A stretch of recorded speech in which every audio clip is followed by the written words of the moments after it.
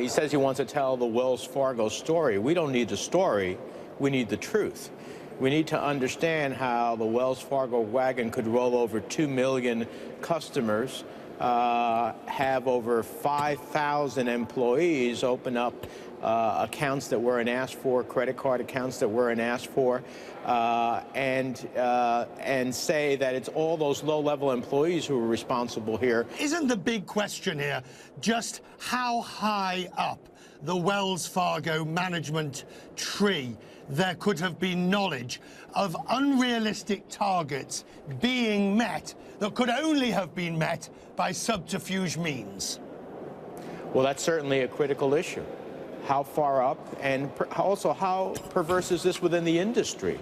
I'm not sure that this is only unique to Wells Fargo. Since this came out about Wells Fargo, I've been hearing from other quarters that this is not limited to Wells Fargo. So the reality is, after having dealt with the big banks and their challenges during the Great Recession as a member of the Senate Banking Committee, I want to make sure that consumers are treated on an equal footing.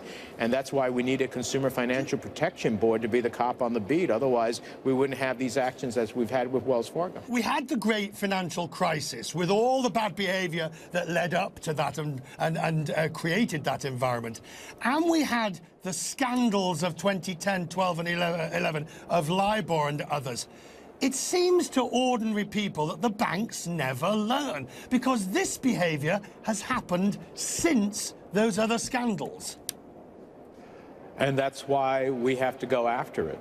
You know, that's why I was one of the co-authors of Dodd-Frank. That's why I asked the chairman of the Senate Banking Committee to have a hearing on Wells Fargo particularly, but also to look at industry practices in this regard. And that's why I think that that will lead us to ask questions of what is the appropriate penalty so that it isn't the cost of doing business, it's a real consequence to the bank so that they stop their behavior that average citizens can't do.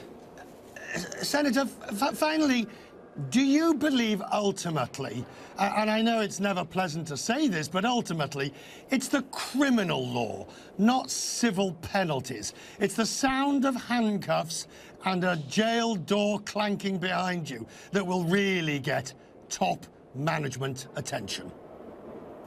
Well, if in fact individuals are found to have violated the law criminally, then they should be prosecuted criminally.